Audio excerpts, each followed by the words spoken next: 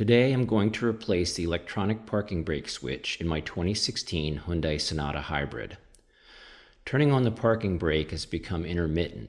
However, when I turn on the parking brake through the OBD port, it works every time, so I'm assuming that the parking brake switch itself is becoming bad. This is the parking brake switch, so this entire assembly has to be replaced. To replace this, we're going to need to pull this piece up so we can unscrew this from the bottom and remove it. To do that, we need to take off the gear shift knob, which comes off with just a nice firm pull. We need to put the car in neutral, and then we need to pry this whole piece off. Since the car has to be placed in neutral for this job, and the parking brake will be disabled, I've chalked all four wheels to make sure that the car doesn't move. So we have to turn the car on to allow us to put the shift into neutral, but then we can't turn the car off. It only goes to accessories, so I am going to remove the negative terminal from the car battery. The battery is located in the trunk, and the negative terminal is removed with a 10mm nut. I couldn't do it and film, but just a real firm tug up on the shift knob removes it, so it's just there by the boot. Here's a photo of the bottom of the console assembly that I found online.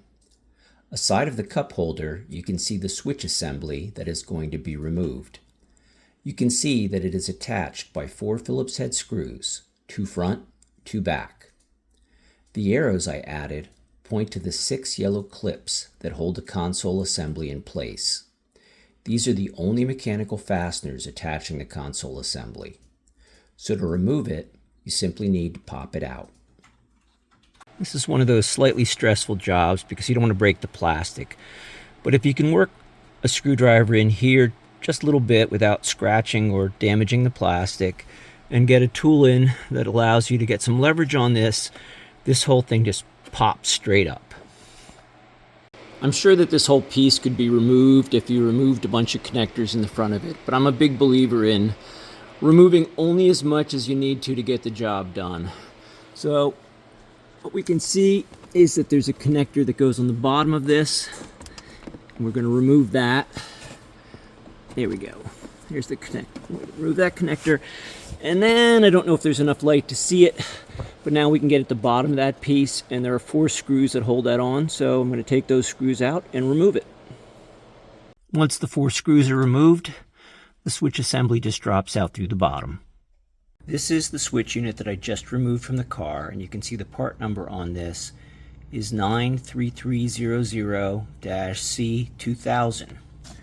And the trouble is, this unit only appears to be available directly from the Hyundai dealerships. You have to order it from them, and it's rather expensive, and I'm rather cheap. So I like to buy parts on eBay. I do try and find genuine Hyundai parts, and what I've ordered is 93300C1330. If you look at these 2 switches, they're identical with one difference. The original switch assembly has a switch that turns off the rear parking sensors, and the 1330 switch instead has something that I believe this turns off the engine starting and stopping when you come to stops. But the switches otherwise are absolutely the same switches. No difference whatsoever. And so I'm going to take the switch that I bought on eBay, I believe it was about $69, and I'm going to take this switch apart, take this cover, take this switch apart, pop this cover off, and put that cover on. These switch units are just snapped together. There's 3 snaps on the bottom of both sides, so I'm very carefully going to pry this open with a screwdriver and pull this apart. Okay, once that's been pried apart, now I need to take that switch cover out that I want, or that push button out, and that would be this one here. And again, it snaps in, so I have to use a screwdriver to very gently open up each side of this and slide it out. Now that I've gently pried out the button that I want, I'm going to do the same thing on the new switch. And pulling these apart, you can see that it is exactly the same circuit board in both of these switches. Danger, Will Robinson! Danger, Will Robinson!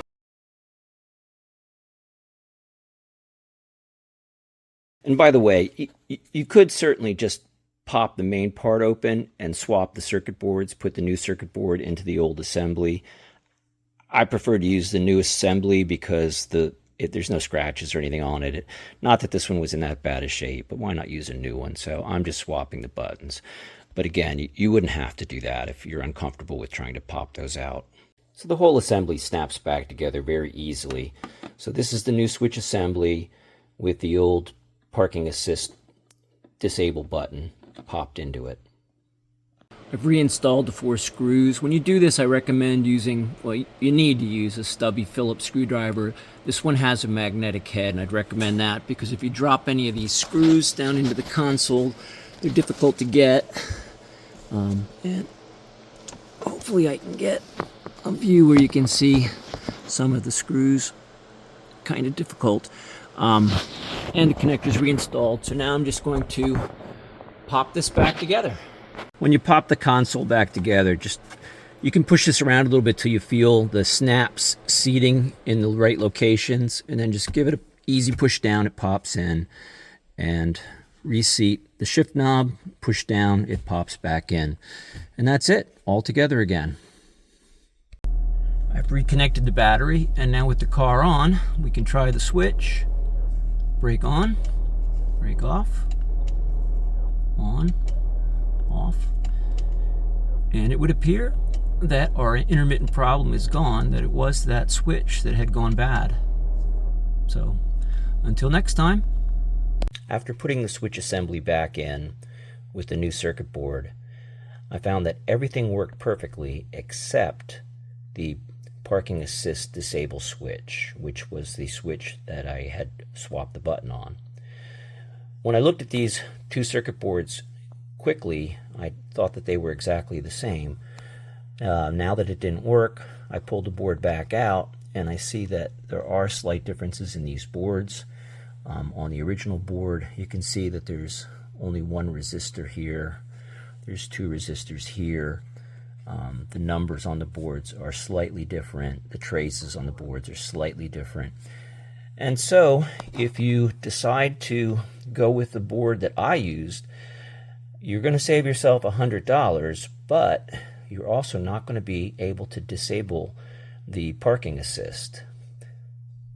So what is the parking assist? The parking assist is the row of sensors on the back of the car that when you back up, it warns you when you get to within a certain distance of something behind the car. And it beeps slowly at a certain distance and beeps very quickly when you're much closer. So this switch allows you to disable that. Now there's only one time that I can think of that you want to disable that, and that is when you're towing something. If you're towing something, the trailer is right behind your car. And if you put it in reverse, the parking assist is going to start to beep. I've used this car for 9 years, and I actually do have a tow hitch on it, and I have had this situation arise, and to be honest, I've never used the switch. The amount of time you're backing up with the trailer on is, measured in seconds usually. So I'm okay with this. I'm going to stay with this fix, and I can no longer disable that, but that's not a problem for me.